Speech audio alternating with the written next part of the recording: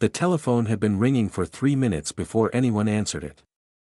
In the concrete bunker overlooking the Norman coastline, exhaustion had become a kind of madness. Colonel Heinrich Voss lifted the receiver with hands that trembled from 40 hours without sleep. The voice on the other end spoke of paratroopers falling from the sky like rain. Voss pressed the receiver harder against his ear. How many? Hundreds. Perhaps thousands. We cannot confirm. Some units report capturing prisoners. Others found only dummies, straw men in American uniforms. The line crackled and died. Voss set down the receiver and walked to the window. Outside, the June darkness pressed against the glass like something alive. Somewhere beyond that blackness lay the English Channel, and beyond that, an army waiting to cross. The Germans had prepared for this moment for 4 years. After conquering France in 6 weeks during 1940, they had transformed the entire Atlantic coastline into a fortress.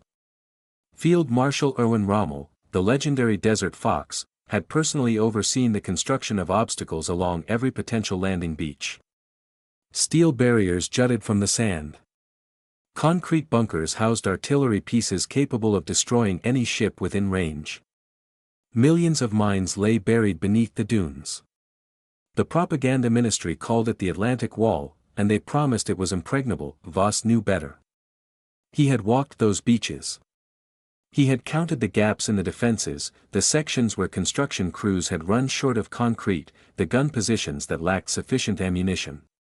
The wall looked impressive on paper.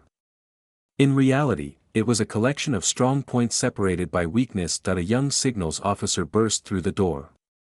Lieutenant Werner Brandt carried a sheaf of decoded messages, his face pale with something beyond exhaustion. "Colonel, I have intercepted something.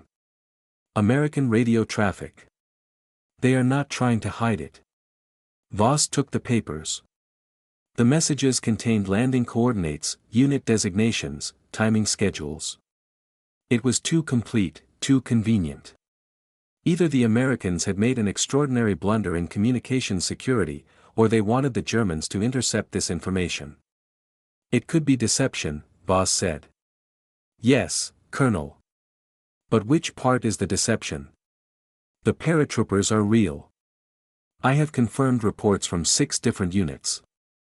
This was the genius of the Allied plan, though Voss could not fully appreciate it yet.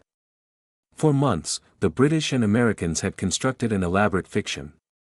They had built inflatable tanks and wooden aircraft in southeastern England, directly across from Calais. They had created an entire phantom army commanded by General George Patton, the officer the Germans feared most. Radio operators transmitted fake messages about this non-existent force. Double agents fed false intelligence to Berlin. The goal was simple: convince the German High Command that the real invasion would strike at Calais, the shortest crossing point, while the actual assault came somewhere else. General Friedrich Hartmann telephoned at 0300 hours. His voice carried the absolute certainty of a man who had survived 1 world war and believed he understood all wars. "This is a feint, Heinrich. The enemy wants us to commit our reserves to Normandy while they prepare the main assault against Calais. I have discussed the matter with Army Group Headquarters. We are not to move the panzer divisions." Voss gripped the telephone until his knuckles whitened. "General, I have reports of massive parachute operations. If this is the invasion, it is not the invasion. That is final." The connection ended. Voss stood alone in the bunker, surrounded by maps that suddenly seemed worthless. Outside, somewhere in the darkness, thousands of Allied paratroopers were securing bridges and crossroads, cutting telephone lines, killing sentries. The French resistance had begun its own operations, sabotaging railways and communication networks across Normandy. The carefully constructed German defense system was being dismantled piece by piece, and the men with authority to respond refused to believe what was happening. Lieutenant Brandt appeared at the door again. "Colonel, we have lost contact with 3 forward observation posts. The telephone lines are cut." Voss nodded slowly. In the Great War, such disruptions meant one thing: an attack was coming. But his superiors in their distant headquarters saw only what they expected to see. The invasion would come at Calais because logic demanded it. The activity in Normandy was a trick because it had to be a trick. The first grey light of dawn began to touch the eastern sky. Voss walked to the observation post and raised his binoculars toward the channel. For a long moment, he saw nothing but mist and the dark line where water met sky. Then the mist began to thin. Voss lowered the binoculars. He raised them again. He wiped the lenses and looked a third time, certain that exhaustion had finally broken his mind. The horizon was covered with ships. Destroyers, battleships, transports, landing craft, thousands of vessels stretching from one edge of his vision to the other. The largest naval armada in human history was approaching the beaches of Normandy, and the German reserves remained frozen in place, waiting for an invasion that the High Command insisted would come somewhere else. Voss turned to Brandt. His voice emerged as a whisper. "Get me headquarters. Tell them we are about to be destroyed." The first shell from the Allied fleet struck at 0550 hours. Major Ernst Kohler felt the impact through the soles of his boots before he heard the explosion. The ground itself seemed to scream. Kohler commanded a battery of 4 88mm guns positioned on the bluffs above what the Americans would call Omaha Beach. These weapons were legendary. Originally designed as anti-aircraft guns, they had proven devastatingly effective against tanks and fortifications. In North Africa, a single 88 had stopped entire armored columns. Here, overlooking a stretch of sand where thousands of enemy soldiers would soon attempt to land, Kohler's guns could determine the fate of the invasion. That he raised his binoculars and watched the bombardment begin. Battleships sat on the horizon like gray mountains, their main guns belching fire and smoke. The USS Texas, the USS Arkansas, British cruisers and destroyers, their shells tore into the German positions with systematic fury. Bunkers that had taken months to build vanished in seconds. Gun crews disappeared into clouds of concrete dust and blood. The naval bombardment lasted less than an hour, but it felt like eternity. When the guns finally fell silent, Kohler emerged from his protected command post to survey the damage. 2 of his 88s remained operational. The ammunition bunker had survived intact. His crews were shaken but alive. Then he remembered, the reserve ammunition, 3,000 additional shells, was stored at a depot 3 kilometers inland. A logistics officer had positioned them there 6 months ago, concerned about naval gunfire striking the coastal bunkers. It was a reasonable precaution that had become a death sentence. The roads between the depot and Kohler's position were now cratered moonscapes. His runners would have to carry shells by hand. The landing craft appeared at 0630 hours. Kohler watched through his binoculars as the small boat struggled through the heavy surf. Many struck the underwater obstacles that Rommel had ordered placed along the beach, steel barriers and wooden stakes designed to rip open hulls. Some craft exploded when they hit mines. Others simply capsized in the rough water, spilling soldiers into the cold channel. "Open fire," Kohler ordered. The 88s roared to life. At this range, the shells were devastating. Landing craft disintegrated. Bodies tumbled into the waves. The first wave of American soldiers who reached the beach found themselves trapped between the water and a wall of machine gun fire. They huddled behind the steel obstacles, many of them wounded, all of them terrified. For 2 hours, Kohler's guns dominated the beach. His crews performed with mechanical precision, loading and firing, until the barrels glowed with heat. The Americans could not advance. Every attempt to move up the beach was met with concentrated fire. Bodies piled on the sand like driftwood. Then the ammunition ran low. Kohler sent 3 runners to the inland depot. The first was killed by a shell fragment before he reached the road. The second made it halfway before strafing aircraft cut him down. The third returned an hour later, empty-handed and weeping. "The trucks cannot move, Major. The roads are destroyed. We tried to carry the shells, but there are aircraft everywhere." This was the reality the German High Command had refused to anticipate. The Allies owned the sky. The Luftwaffe, Germany's once mighty air force, had been bled white over the previous 2 years. On D-Day, the Germans managed to fly approximately 300 sorties. The Allies flew over 14,000. German soldiers could not move in daylight without attracting fighter bombers that hunted them like wolves. At the Berghof, Adolf Hitler's mountain retreat in Bavaria, the Führer slept. His staff officers knew that the invasion had begun. They knew that precious hours were slipping away while the Panzer Reserve sat motionless. But Hitler had given strict orders: no one was to wake him before noon. The man who demanded absolute obedience from millions now received it at the worst possible moment. Colonel Voss learned of the Panzer situation through a garbled radio transmission. The 21st Panzer Division, the only armored unit close enough to reach the beaches in time, remained frozen near Cannes. The division commander had requested permission to advance. Permission had been denied. The Führer alone could authorize the deployment of strategic reserves, and the Führer was sleeping. Voss threw his radio headset against the wall of his bunker. Lieutenant Brandt watched in stunned silence. "They are killing us," Voss said. "Not the Americans. Not the British. Our own system is killing us." On Omaha Beach, Kohler's last shells were spent. His guns fell silent. He watched as American soldiers finally began to move up the bluffs, clawing their way through barbed wire and minefields. They had absorbed terrible casualties, over 2,000 dead and wounded on this one beach alone, but they had not stopped. Kohler looked at his exhausted crew. 7 men remained from the original 24. They had done everything right, and it was not enough. The wall was breaking.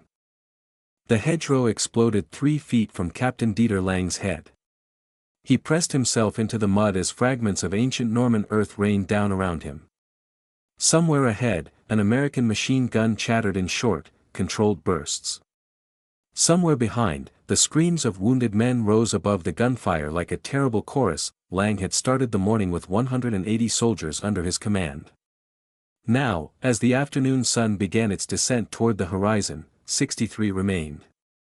They were scattered through the bocage, the thick hedgerows that had divided Norman farmland for 1,000 years, fighting an enemy they could rarely see and struggling to understand orders that no longer made sense. The bocage was ancient and strange. Each field was surrounded by earthen walls topped with dense vegetation, some hedges rising 10 feet or higher. Roads ran through these living corridors like tunnels. A man could walk within 20 feet of an enemy position and never know it existed until the bullets started flying. The terrain that the German defenders had counted on to slow the Allied advance was now trapping them in a nightmare of close combat. An hour earlier, Lang's company had stumbled into a pocket of American paratroopers from the 101st Airborne Division. These men had been scattered across Normandy during the night drop, separated from their units, lost in hostile territory.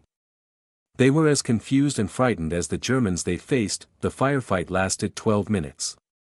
When it ended, both sides retreated. Lang found himself staring at an American body slumped against a hedgerow. The soldier was young, perhaps 20 years old, with a photograph clutched in his dead hand. A woman and a small child smiled up from the image. Lang looked away. He had killed this man, or one of his soldiers had. It was war. But somehow, seeing that photograph made it different. The propaganda had taught him that Americans were soft, corrupted by capitalism and luxury. This dead boy with his family portrait told a different story. 15 kilometers to the east, Colonel Voss finally received the authorization he had begged for since dawn. The 21st Panzer Division was moving toward the coast. But the hours of delay had cost everything. The tanks advanced along roads clogged with refugees and retreating soldiers. Allied fighter bombers appeared overhead within minutes. Voss watched from a hilltop as the 1st Panzer IV exploded. Then a second. Then a third. The British Typhoons dove out of the sun with rockets slung beneath their wings. Each aircraft carried 8 projectiles capable of penetrating tank armor. The Panzers had no defense. They could not hide in the open farmland, and they could not outrun aircraft traveling at 300 miles per hour. By evening, the 21st Panzer had lost nearly half its vehicles without firing a single shot at an Allied soldier. The counterattack that might have thrown the invaders back into the sea dissolved into burning wreckage on the roads of Normandy. In his headquarters bunker, General Friedrich Hartmann received the first honest reports from the front. The situation was catastrophic.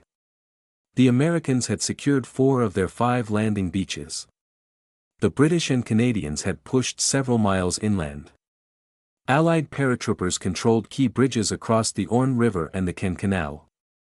The Atlantic Wall had been broken in a single day. Hartmann sat alone at his desk for a long time.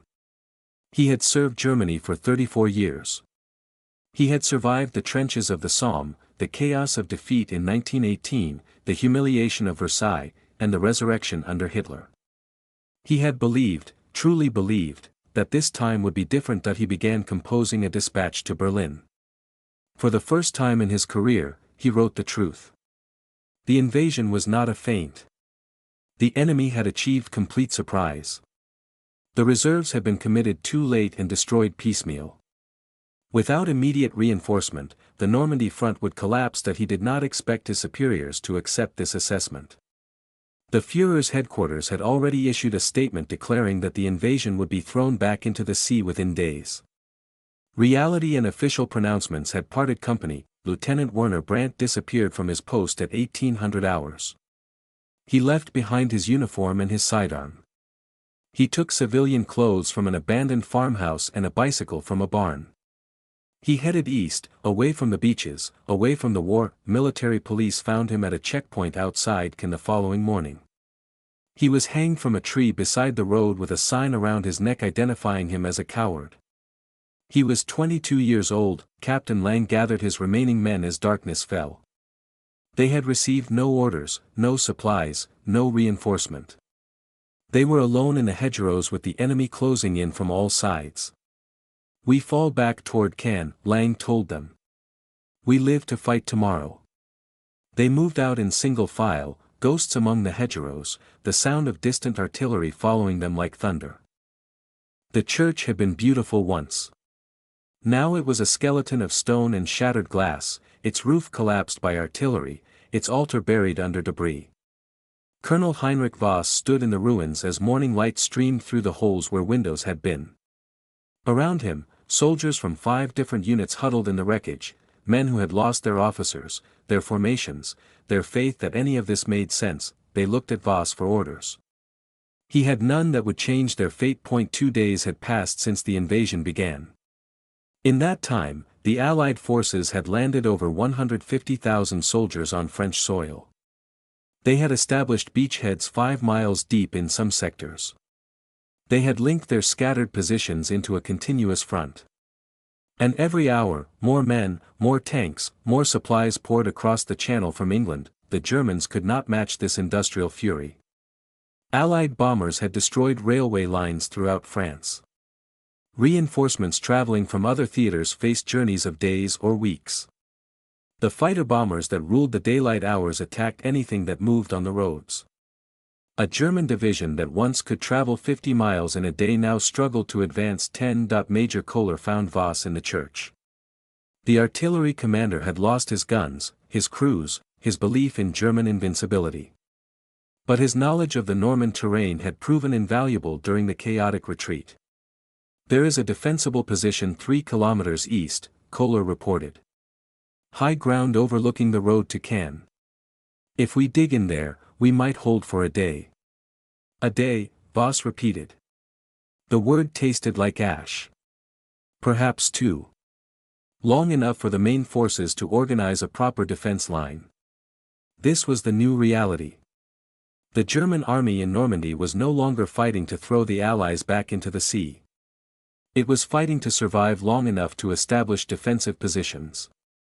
The Atlantic Wall strategy had assumed that any invasion would be crushed on the beaches. No one had planned for what came next. General Hartmann did not live to see the collapse he had predicted. On the morning of June 8, he walked into his private quarters, locked the door, and shot himself through the head. His final letter to his wife contained no apology for his role in the disaster. He asked only that she tell their grandchildren he had died facing the enemy.